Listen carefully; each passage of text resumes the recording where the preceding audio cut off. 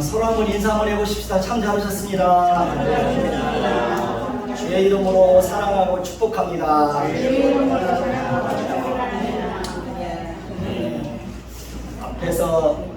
앞에서 앉아서 찬송을 부르는데 뒤에서는 수십 명이 앉아서 찬송을 부르는 것 같은 그런 마음이 들어요. 너무 좋습니다. 오늘 말씀에 보면 사도 바울이 이렇게 갑자기 찬송하리로다 하나님이라고 하면서 하나님을 찬송하는 것을 볼 수 있습니다. 사도 바울이 그렇게 했던 것은 그 마음 속에 감출 수 없는 큰 기쁨과 또 감격과 또 흥분이 있었기 때문에 그렇습니다. 그러면 사도 바울이 무엇 때문에 그렇게 찬송하리로다 하나님이라고 하면서 또 하나님을 찬송하고 하나님을 높이고 하나님께 감사하고 있는 것일까요? 그 이유는 우리가 지난주에 살펴보았지만 우리 주 예수 그리스도의 아버지께서 그리스도 안에서 하늘에 속한 모든 신령한 복을 우리에게 주셨기 때문이라고 말씀하고 있습니다. 그렇습니다. 우리는 이미 우리 주 예수 그리스도의 아버지로부터 그리스도 안에서 어떤 복을 받았습니까? 하늘에 속한 모든 신령한 복을 받은 사람들입니다. 믿습니까? 사도 바울이 굳이 그리스도 안에서라는 말을 강조하고 있는 것은 하나님께서 우리에게 주시는 하늘에 속한 모든 신령한 복은 오직 누구 안에서만, 그리스도 안에서만 받을 수 있기 때문에 그렇습니다. 그리스도를 떠나서 그리스도 밖에서는 절대로 하늘에 속한 모든 신령한 복을 받을 수가 없습니다. 그리고 하나님께서 그리스도 안에서 우리에게 주시는 모든 복이 하늘에 속한 것이라고 하는 것은, 그 복은 이 땅에서 사람들이 무슨 선이나 의를 행하고 열심히 무엇을 연구하고 노력해서 얻어낼 수 있는 것이 아니라 하나님만이 우리에게 주실 수 있는 것이기 때문에 하늘에 속한 것이라고 그렇게 말씀하고 있는 것입니다. 그리고 하나님께서 우리에게 주시는 것을 신령한 복이라고 하는 것은, 그것은 이 땅에서 사람들이 추구하는 것과는 달리 눈으로 보고 손으로 만들 수 없는 것이기 때문에 그렇습니다. 그렇기 때문에 하나님을 알지 못하는 사람들은 절대로 그 복이 무엇인지 알 수가 없습니다. 하나님을 알지 못하는 사람들은 오직 이 땅에서 성공하고 잘 먹고 잘 살고 건강하고 좋은 집에서 살고 많은 부를 소유하고 지위가 높아지는 것만이 복이라고 생각합니다. 물론 그것도 복입니다. 그러나 하나님을 알지 못하는 사람들이 추구하는 복은 영원한 것이 아닙니다. 언젠가는 안개와 같이 다 사라질 것들입니다. 영원히 사람들 곁에 머물러 있지 않습니다. 또 우리가 그 곁에 머물러 있지도 못합니다. 그 복은 잠시 사람들에게 나그네처럼 왔다가 어느 순간에 나그네처럼 훌쩍 떠나가는 것이 세상 사람들이 추구하는 복이라는 것입니다.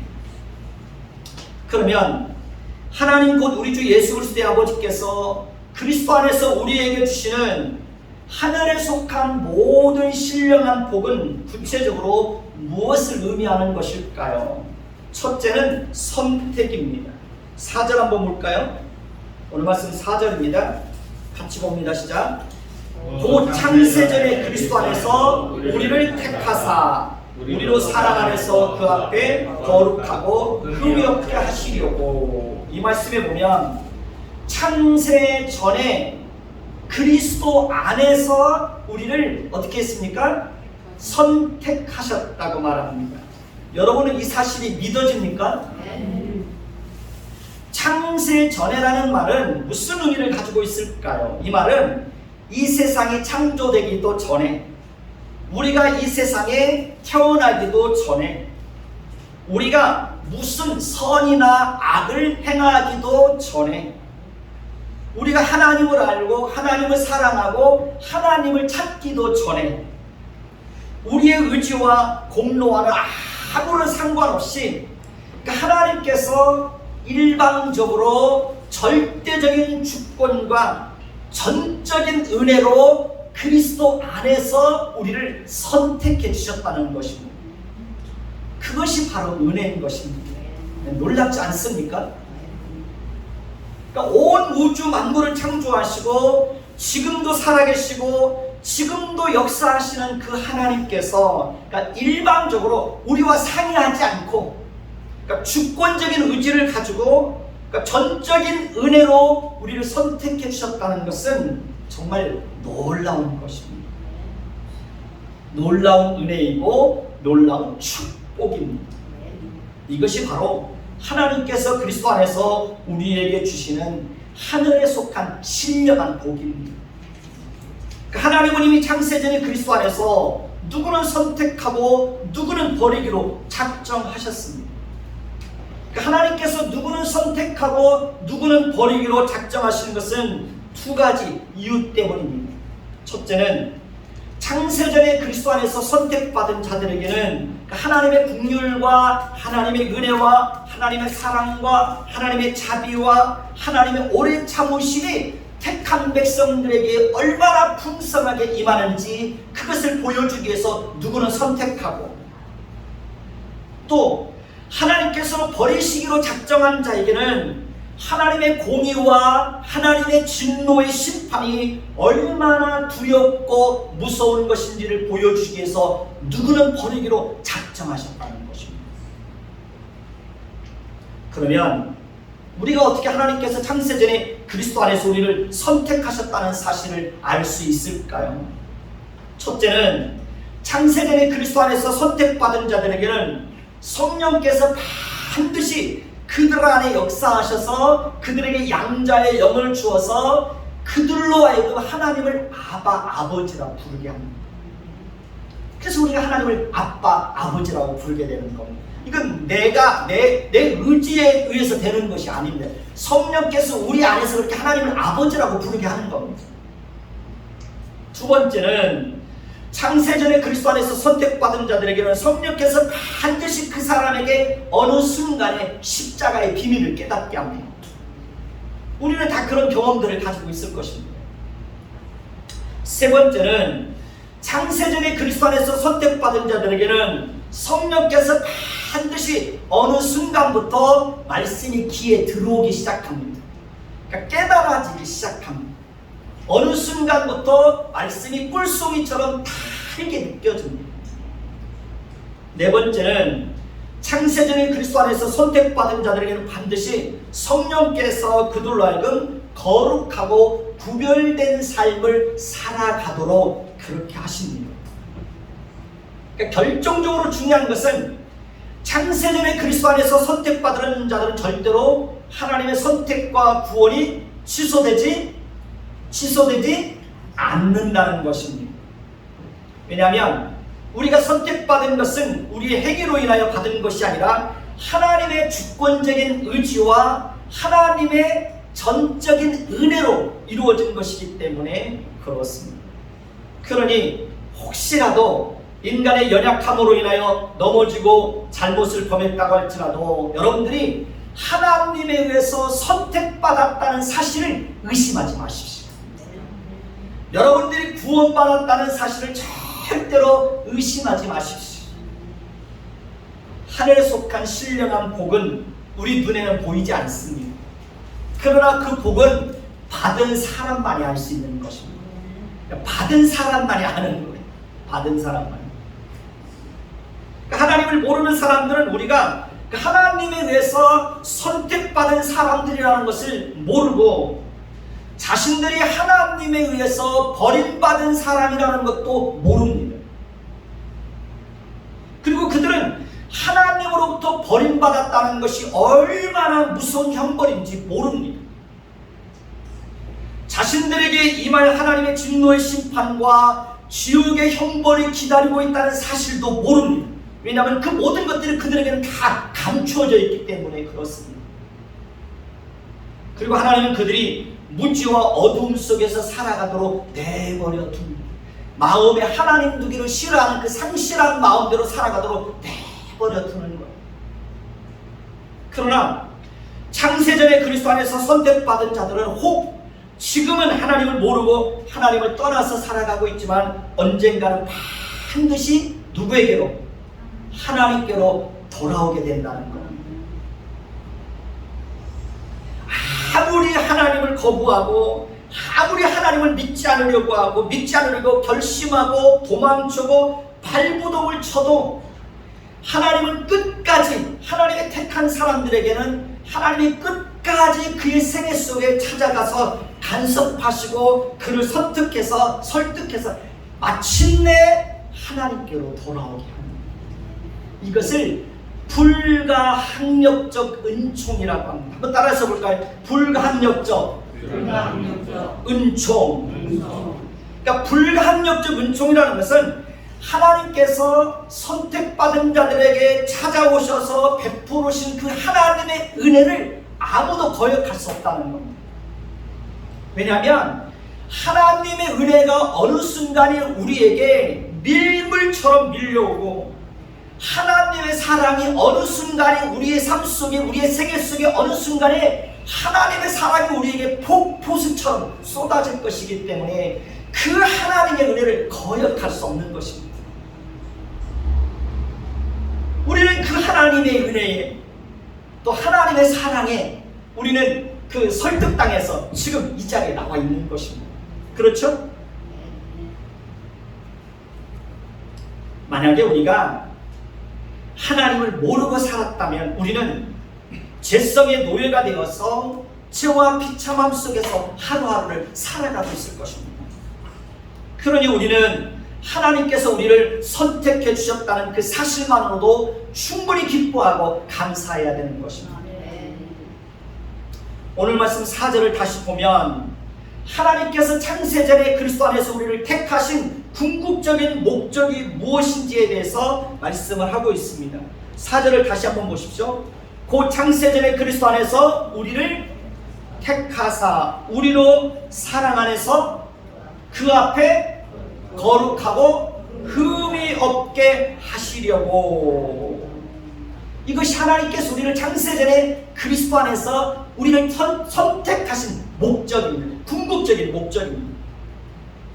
그래서 하나님은 창세전에 그리스도 안에서 선택받은 자들에게는 반드시 그들에게 새 생명을 주시고 그들로 하여금 새로운 인생을 살아가게 합니다. 그리고 선택받은 자들의 마음의 중심에 하나님의 거룩한 성품, 그러니까 하나님의 성품을 그들의 마음속에 선물로 주십니다. 그러니까 선택받은 자들의 영혼에는 하나님께서 그들의 마음속에 거룩한 씨앗을 심어주십니다. 그래서 그들로 하여금 그러니까 하나님의 사랑 안에서 거룩하고 흠이 없는 삶을 살아가도록 이끌어주시는 것입니다. 거룩한 씨앗이 우리 마음속에 심어지면 그 씨앗이 자라게 되면서 나타나는 뚜렷한 변화와 특징이 있습니다. 그것은 하나님을 떠나서 살던 이전의 삶에서 반드시 돌이키게 된다는 것입니다. 그리고 이전에 행했던 잘못된 행실과 습관들을 싫어하게 됩니다. 특히 죄를 싫어하게 됩니다. 그러니까 죄 자체를 싫어하게 됩니다. 그러니까 하나님을 떠나서 자기 마음대로 마음과 육체와 쾌락을 따라서 술 취하고 방탕하게 살았던 그 삶이 이제는 싫어지는 겁니다. 재미가 없습니다. 그러니까 하나님을 떠나서 살아갈 때는 쾌락을 추구하면서 살아가는 삶이 그것이 즐거움인 줄 알았는데 하나님을 알고 나서 하나님께로 돌아와서 내 안에 거룩한 씨앗이 심겨지게 되면 내 안에 거룩한 성품이 심어지게 되면 그것들이 싫어지는 겁니다. 그런 것들이 가치 없는 것으로 여겨지는 겁니다. 재미가 없습니다. 그래서 술도 싫어지는 거고 담배도 싫어지는 거고 그렇습니다. 거짓말하는 것이 너무 싫습니다. 그렇지 않나요? 거짓말하는 게 싫잖아요. 싫잖아요. 사소한 거짓말을 하려고 해도 막 심장이 두근두근 하잖아요. 그러니까 전에는 습관처럼 죄를 지어도 아무런 죄책감이나 양심의 가책이 없었는데 이제는 죄를 범하면 불편해서 못 견딥니다. 그렇죠? 그러니까 양심이 계속해서 죄를 고발하고 공격하기 때문에 죄를 범하면 괴로워서 못 견딥니다. 그렇기 때문에 죄를 더 싫어하는 겁니다. 그러다 보면 자신도 모르게 거룩하고 흠이 없는 삶을 살기 위해서 애쓰고 수고하고 노력하게 되는 것입니다. 바르고 정직하게 살려고 몸부림치게 되는 것입니다. 그런 과정을 통해서 우리는 점점 더 하나님께서 우리를 택하신 목적을 따라서 점점 더 거룩하고 흠이 없는 삶을 살게 되고, 그런 삶을 통해서 우리는 점점 더 누구의 성품을 닮아가는 겁니까? 하나님의 성품을 점점 더 풍성하게 닮아가게 되는 것입니다. 하나님의 성품을 풍성하게 닮은 사람들을 보면 그의 인격이 빛이 납니다. 하나님의 성품을 풍성하게 닮은 사람들은 어디를 가든지 누구를 만나든지 사람을 대하는 태도가 다릅니다. 말이 다릅니다. 일을 대하는 태도가 다릅니다. 그러니까 가난한 사람을 대하는 태도가 다릅니다. 그러니까 장애인을 대하는 태도가 다릅니다. 배움이 짧은 사람을 대하는 태도가 다릅니다. 지위가 낮은 사람을 대하는 태도가 다릅니다. 항상 따뜻하고 항상 예의 바르고 항상 친절하고 항상 작은 것이라도 나누고 베풀려고 하는 것입니다. 섬김을 받으려고 하는 것이 아니라 어느 곳에 가든지 섬기려고 하는 자가 됩니다. 여러분 속에서 그런 삶의 모습들이 드러나고 있지 않나요? 우리 동에 그 장애인 아이를 둔 그 엄마가 있는데, 그 엄마를 보면 제가 항상 따뜻하게 인사를 합니다. 그 아들한테도 그 아들한테도 그렇게 손을 들어주고. 며칠 전에는 그분이 이렇게 커피하고 초코파이를 하나를 준비해놨다가 저를 만났는데 저한테 주시더라고요. 그래서 고마웠어요.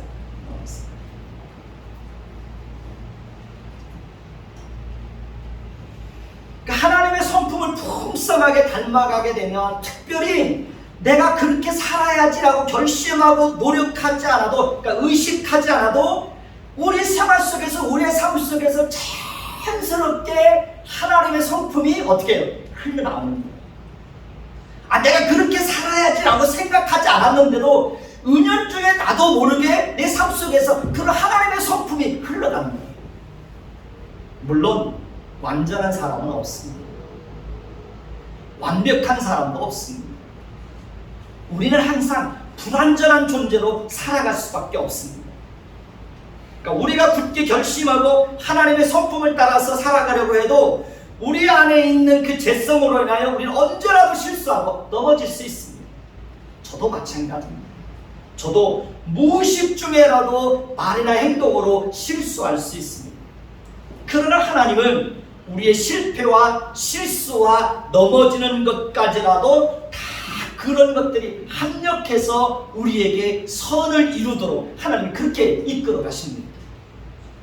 우리는 실패와 실수와 넘어지는 것을 통해서 우리 자신의 연약함을 깨닫고 겸손하게 됩니다. 실수와 실패를 통해서 우리의 허물을 발견하게 됩니다. 실수와 실패를 통해서 다른 사람을 비판하고 정죄하는 것이 얼마나 부끄러운 것인지를 깨닫게 됩니다. 실수와 실패를 통해서 자신을 돌아보게 되고요, 더 하나님을 의지하게 되고 그런 것을 통해서 더 성숙한 자리에 이르게 되는 것입니다. 우리는 실수와 실패와 넘어지는 것을 통해서 하나님의 성품을 가지고 하나님의 성품을 드러내는 것은 절대로 우리의 의지와 열심과 결심과 각오로 되는 것이 아니라는 것을 철저하게 깨닫게 되는 것입니다. 우리는 실수와 실패를 통해서 하나님의 은혜가 아니면 우리 스스로의 힘으로는 아무것도 할 수 없다는 사실을 철저하게 깨닫게 되는 것입니다.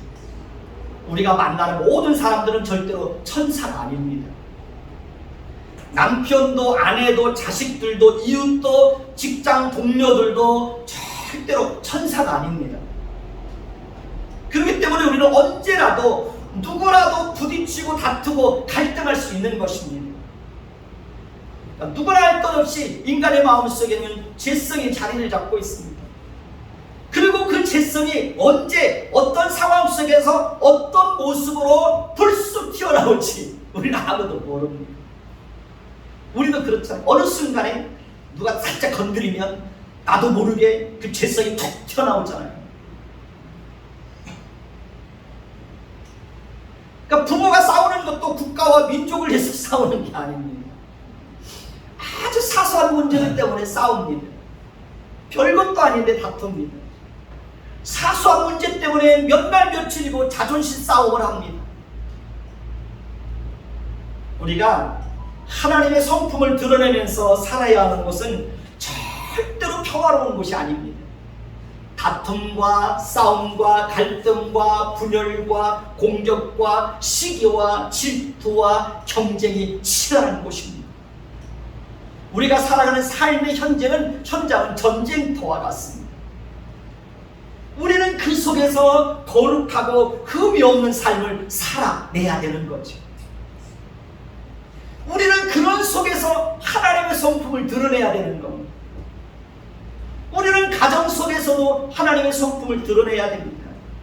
그러니 우리가 어떻게 하나님의 은혜가 아니면 그런 삶을 살아낼 수가 있겠습니까? 성령께서 우리의 마음과 입술과 생각을 다스려 주지 않으면 우리가 어떻게 거룩하고 흠이 없는 삶을 살아낼 수가 있겠습니까? 하나님의 은혜가 우리에게 끊임없이 임할 때 우리는 그 하나님의 은혜로 거룩하고 흠이 없는 삶을 살아갈 수가 있는 것입니다. 그러니 우리는 항상 겸손하게 하나님 앞에 엎드려서 하나님의 은혜를 간구해야 되는 것입니다.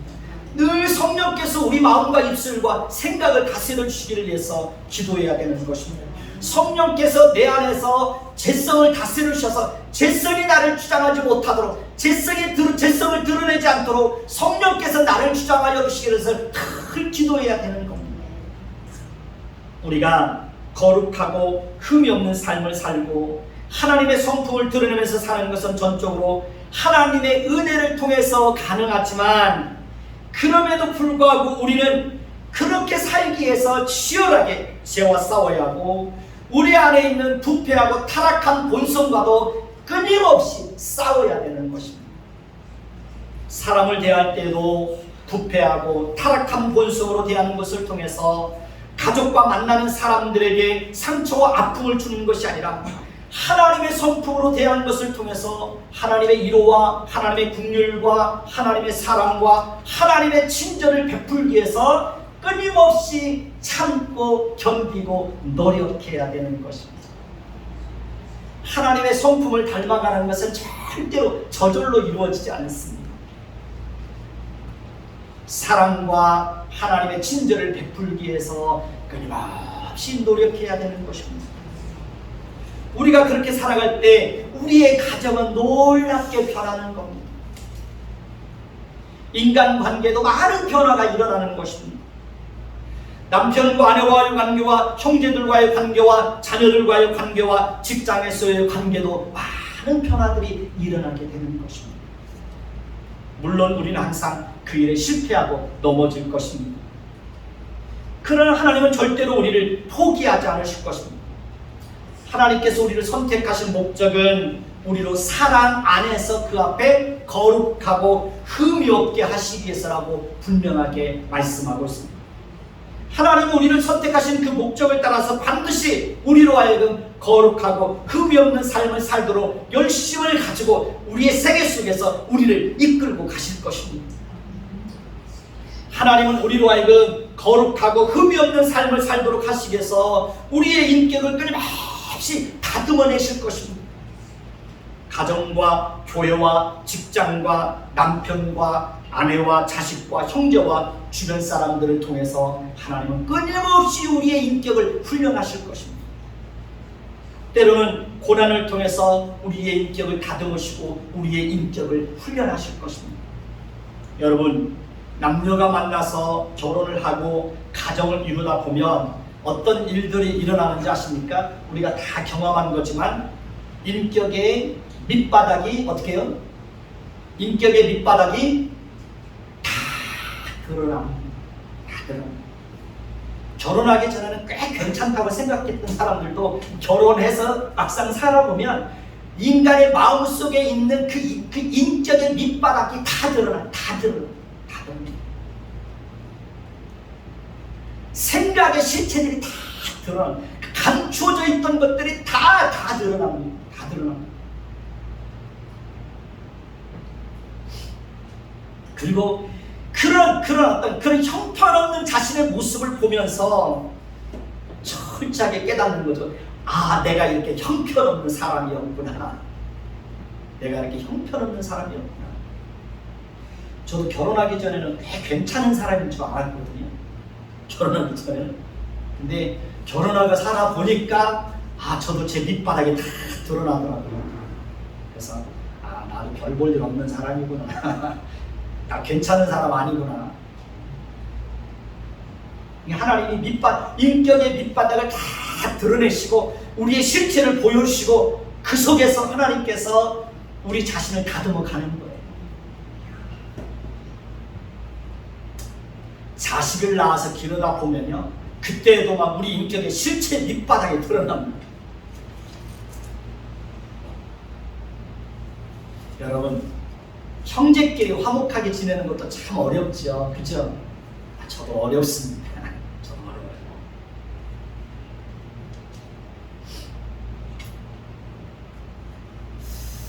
하나님께서 이 모든 상황들을 허락하시는 것은, 그러니까 그 모든 것들이 합력해서 우리의 인격이 성숙해지고 하나님의 성품을 풍성하게 닮아가도록 하시기 위해서 하나님께서 우리에게 이 모든 상황들을 허락하시는 것입니다. 그렇기 때문에 우리는 절대로 포기하면 안 됩니다. 혹 우리가 포기해도 하나님은 절대로 저와 여러분들을 포기하지 않으시고 우리의 인격을 다듬어 가실 것입니다. 정금같이 우리의 인격을 빚어낼 것입니다. 그리고 그 일이 절대로 우리의 혼자의 힘으로 하는 것이 아닙니다. 하나님이 함께 하셔야 합니다. 그리고 하나님이 도와줍니다. 그리고 하나님이 반드시 견디게 하십니다. 승리하게 하십니다. 사도 바울이 놀라운 고백을 합니다. 고린도후서 4장 16절에 보면 그러므로 우리가 낙심하지 아니하노니 우리의 겉사람은 낡아지나 우리의 속사람은 날로 새로워지도다. 얼마나 아름다운 고백입니까? 세월이 지나면 우리의 겉사람은 점점 더 어떻게 해요? 낡아지는, 제 몸도 점점 낡아지는 것을 느낍니다. 며칠 전 새벽에는 한쪽 어깨가 얼마나 아픈지 기도를 할 수 없을 정도로 그렇게 그 어깨가 아팠습니다. 그러니까 세월이 지나면 우리의 몸도 점점 낡아지는 겁니다. 그러나 우리는 절대로 낙심하지 않습니다. 왜냐하면 우리의 속사람은, 우리의 겉사람은 점점 낡아지지만 우리의 속사람은 날마다 새로워질 수 있기 때문에 그러는 것입니다. 그러니까 겉사람과는 달리 우리의 속사람은 아무리 나이가 들어도 날마다 우리의 속사람은 새로워질 수 있습니다. 우리의 겉사람은 낡아져도 우리의 인격은 날마다 새로워질 수 있습니다. 그렇기 때문에 우리는 우리의 겉사람이 낡아지는 것 때문에 낙심할 것이 아니라 우리의 속사람이 날마다 새로워지는 것 때문에 우리는 기뻐하고 감사할 수 있어야 하는 것입니다. 하나님을 모르는 사람들은 겉사람과 함께 속사람도 함께 낡아집니다. 그러면 사람이 점점 어떻게 될까요? 사람이 점점 추하게 되는 겁니다. 겉사람도 낡아지고 속사람도 낡아지고. 그러나 겉사람은 낡아지는데 속사람이 날마다 새로워지면 그 사람의 인격은 나이가 들면서 점점 더 빛을 발하게 되는 겁니다. 우리는 그런 삶을 살아야 되는 거예요. 그런 삶.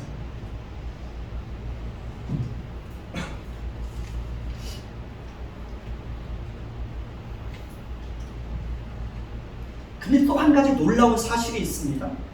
오늘 말씀 4절을 다시 한번 볼까요?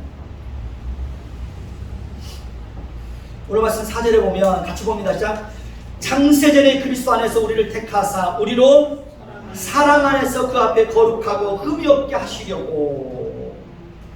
여기서 우리가 주목해야 될 부분이 있습니다. 그것은 우리로 사랑 안에서입니다. 사랑 안에서라는 말은 우리로 하여금 사랑하는 자들이 되게 하기 위해서라는 의미입니다. 그러니까 하나님께서 창세전에 그리스도 안에서 우리를 선택하신 목적은 우리로 하여금 하나님과 이웃을 사랑하는 자들이 되게 하기 위해서라는 겁니다. 이것은 정말 놀라운 거죠. 우리는 본성적으로 하나님을 마음에 두는 것을 싫어합니다. 우리는 본능적으로 하나님을 가까이 하는 것을 싫어합니다. 우리는 본능적으로 제가 드러나는 것을 두려워해서 하나님께 가까이 하는 것을 싫어합니다. 그리고 우리는 본능적으로 하나님을 알 수도 없습니다. 우리는 본능적으로 하나님에 대해서 전혀 관심이 없습니다. 하나님을 생각할 능력도 없습니다. 그리고 우리는 본능적으로 철저하게 이기적이고 자기 중심적이어서 자기밖에 모릅니다.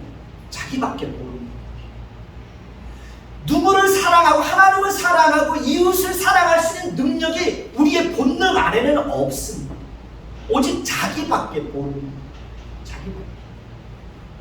자기만 사랑해달라고 그럽니다. 자기만 이해해달라고 그럽니다.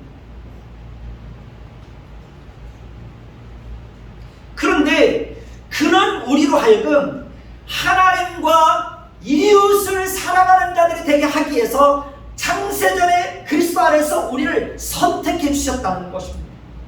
이것은 정말 놀라운 축복입니다. 놀라운 기적이고 신비입니다. 저와 여러분들은 우리가 하나님을 사랑하고 이웃을 사랑하는 자들이 되게 하였다는 것에 대해서 눈을 크게 뜨고 놀라워야 되는 것입니다. 저는 제가 하나님과 이웃을 사랑하는 자가 되었다는 사실이 그저 놀라울 뿐입니다. 그저 신기할 뿐입니다. 하나님께서 우리 인생 가운데 찾아오셔서 우리에게 그런 놀라운 변화를 주신 것입니다. 하나님을 모르면 우리는 짐승과 다를 바 없는 그런 인생을 살아갈 수밖에 없습니다. 그저 본능에 충실한 삶을 살아갈 수밖에 없는 것입니다. 하나님을 모르면 본능에 따라서 먹고 본능에 따라서 자고 본능에 따라서 마음과 육체가 원하는 것을 따라서 그렇게 살아가는 겁니다. 그건 사람다운 삶이 아닌 것입니다. 그러면 우리가 어떻게 하나님을 사랑하는 자들이 되었다는 것을 알 수 있을까? 우리가 오늘 이곳에 나와서 하나님을 예배하고 있다는 사실만으로도 우리는 이미 하나님을 사랑하는 자들이라는 것을 알 수 있습니다. 특히 하나님을 사랑하는 자들은 반드시 하나님의 말씀을 들으면 순종합니다. 그러니까 하나님을 진심으로 사랑하는 사람들은 하나님의 말씀을 들었을 때, 하나님의 뜻이 분명해졌을 때 지체하거나 머뭇거리거나 계산하거나 따지지 않습니다. 그러니까 하나님을 진심으로 사랑하는 사람은 하나님의 말씀이면 계산하지 않고 순종합니다. 그리고 하나님을 진심으로 사랑하는 사람은 그 사랑이 자연스럽게 나와 관계된 사람들에게 그 사랑이 흘러 들어가게 되는 것입니다. 남편과 아내와 자녀와 형제와 이웃들과 성도들에게 하나님의 사랑을 흘려버리게 되고 있습니다. 하나님에 대한 사랑은 반드시 보이는 형제에 대한 사랑으로 나타나게 되는 것입니다. 눈에 보이는 형제를 사랑하지 못하는데 어떻게 눈에 보이지 않는 하나님을 사랑할 수 있겠습니까? 눈에 보이는 형제에 대한 사랑이 바로 하나님에 대한 사랑으로 나타나게 되는 것입니다. 디모데전서 5장 8절을 보면 누구든지 자기 친족 특히 자기 가족을 돌아보지 아니하면 믿음을 배반한 자요 불신자보다 더 악한 자라고 말합니다. 그렇습니다. 가족을 돌아보지 않는 자는 불신자보다 더 악하다는 겁니다. 그러니 우리가 하나님을 진심으로 사랑한다면 당연히 누구를? 가족을 잘 돌아봐야지. 형제를 돌아봐야죠. 교회 안에 함께 지체로 묶여진 우리 그 공동체에 속한 한 사람 한 사람들을 진심으로 사랑하고 돌봐야죠. 하나님께서 저와 여러분들에게 먼저 사랑을 보여주시고 그 사랑을 알게 하시고 또 그 사랑으로 인하여 하나님을 아는 자들이 되게 하였다고 하는 것은 복 중에 최고의 복입니다. 하나님께서 우리에게 주시는 하늘에 속한 신령한 복입니다. 이러한 복은 창세전에 그리스도 예수 안에서 선택받은 자들에게만 주어지는 것입니다. 많이 배우고 세상에서 성공하고 무슨 높은 권력을 가졌다고 해서 사람답게 사는 것이 아닙니다. 목사가 되고 장로가 되고 신앙생활을 오래 했다고 해서 성숙해지는 것도 아니더라고요. 하나님의 은혜로 하나님의 사랑을 알고 거룩하고 흠이 없는 삶을 살고 하나님의 성품을 풍성하게 닮아가고 날마다 속사람이 새로워지는 것을 경험하는 사람들만이 행복하고 사람답게 살아가면서 빛을 발하게 되는 겁니다. 무엇보다 중요한 것은 우리의 속사람이 날마다 어떻게 해요? 새로워지는 겁니다. 오늘보다는 내일, 내일보다는 모레, 해를 거듭할수록 우리의 속사람이 새로워져야 돼요. 그 사람이 복 있는 사람이에요. 그 사람이 자기 인생을 행복하게 살고요. 그 사람의 생애 속에 인격이 빛을 발하게 돼요. 늘 그렇게 우리의 속사람이 새로워지는 일에 관심을 가지고 늘 속사람을 새롭게 하는 일을 위해서 하나님 앞에 늘 기도하는 저와 여러분들이 되시기를 바랍니다. 기도하겠습니다. 하나님,